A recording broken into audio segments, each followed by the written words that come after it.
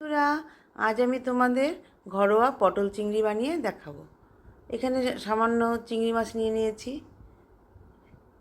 এখন এর মধ্যে আমি লবণ,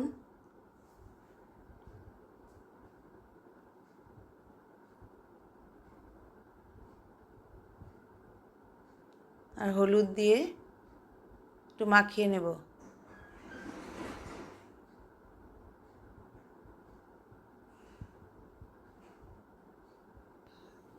এখন এর মধ্যে টক দই দিয়ে মাখিয়ে নিয়ে 15 মিনিট রেস্ট করে রাখবো।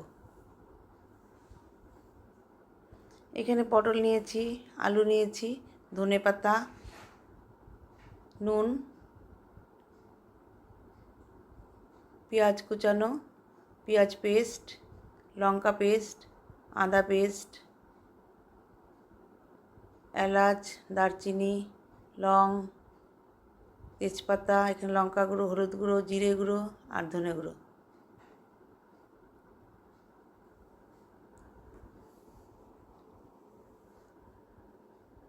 এখন আলু আর পটলগুলোর মধ্যে লবণ মাখিয়ে নেব।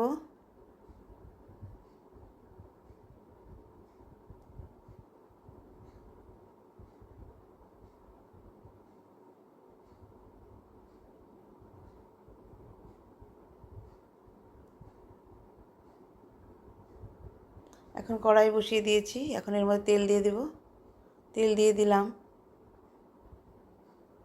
একটু কড়াইটাকে নাড়িয়ে নিলাম। তেলটা গরম হয়ে গেছে।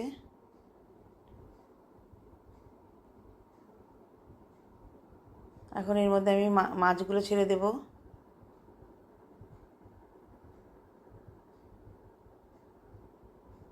মাছগুলো দিয়ে দিচ্ছি। বেশি ভাজা করব না, হালকা হালকা ভাজা করব।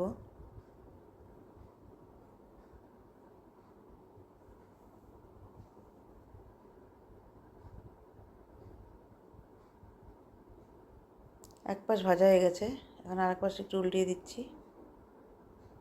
লাল লাল হয়ে গেছে।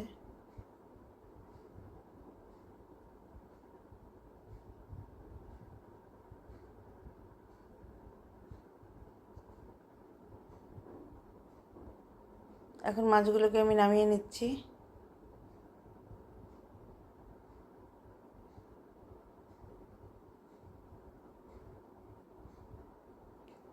এখন কড়াইতে যে তেলটা আছে তার মধ্যে আর সামান্য তেল দিয়ে দিলাম।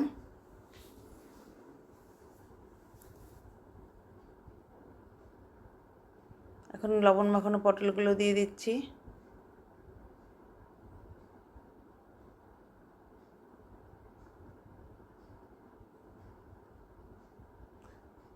তার আগে আমি একটু জিরা সম্বরা দিয়ে দিয়েছিলাম।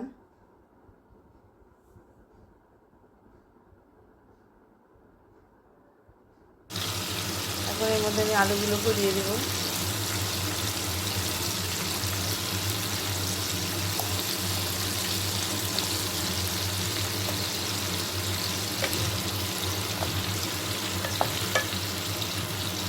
আলুগুলোতেও লবণ মাখানো আছে, ওই জন্য আর লবণ দেবো না।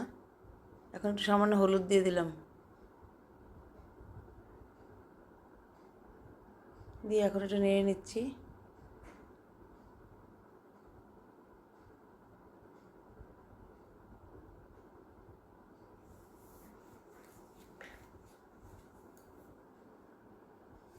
এখন কড়াইটাতে ঢাকনা দিয়ে দিলাম একটু মজার জন্য।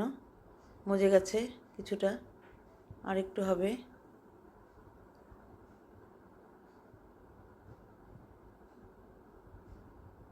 একটু ভাজা ভাজা করে দেখুন লাল লাল হয়ে গেছে, মজে গেছে। এখন এগুলোকে আমি নামিয়ে নেব।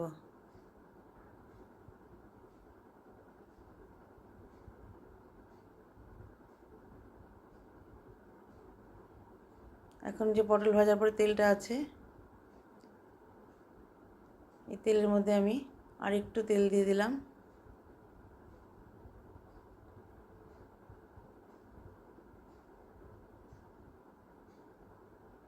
এখন এর মধ্যে আমি তেজপাতা আর গরম মশলাগুলো দিয়ে দিলাম।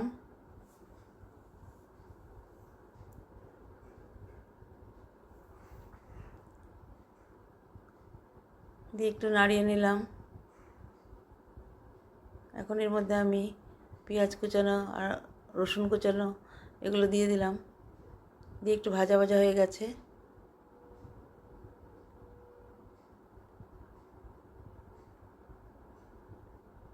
এখন আমি এর মধ্যে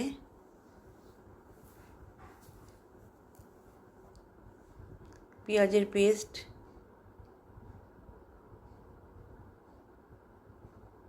লঙ্কা পেস্ট, আদা পেস্ট,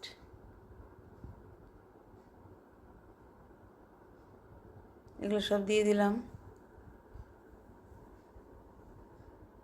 দিয়ে একটু নাড়িয়ে নিচ্ছি।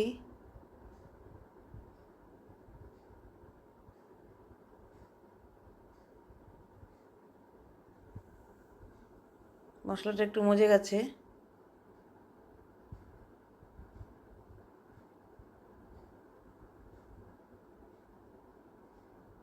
এখন আমি এর মধ্যে হলুদ গুঁড়ো, লঙ্কা গুঁড়ো,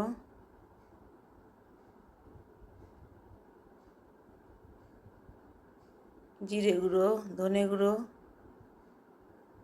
সব দিয়ে দিলাম, দিয়ে একটু নাড়িয়ে নেব। এখন এর মধ্যে সেই চিংড়ি মাছের দই মাখানো যে মশলাটা ছিল সেটা দিয়ে দিলাম, লবণ মাখানো। আর এক্সট্রা লবণ আর দেবো না, পরে টেস্ট করে পরে দেব।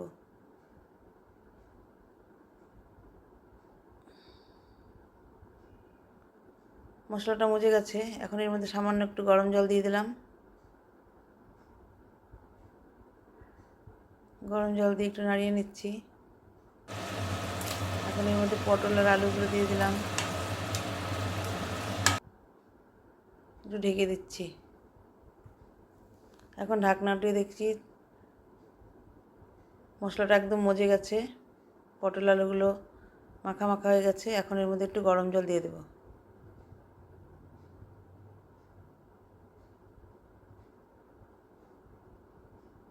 গরম জল দিয়ে একটু নাড়িয়ে নিলাম।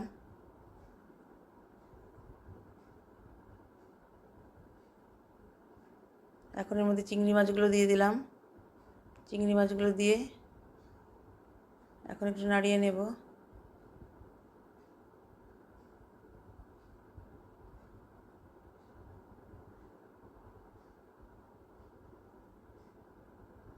তরকারিটা এখন ফুটছে। এখন এর মধ্যে সামান্য লবণ দিয়ে দিলাম।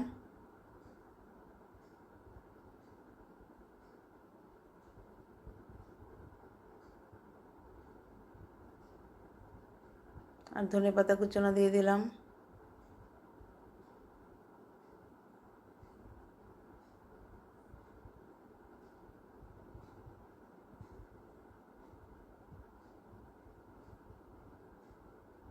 নামানোর আগে সামান্য একটু মিষ্টি দিয়ে দেব। একটু মিষ্টি দিয়ে দিলাম। এখন আমার তরকারিটা প্রায় কমপ্লিট হয়ে গেল।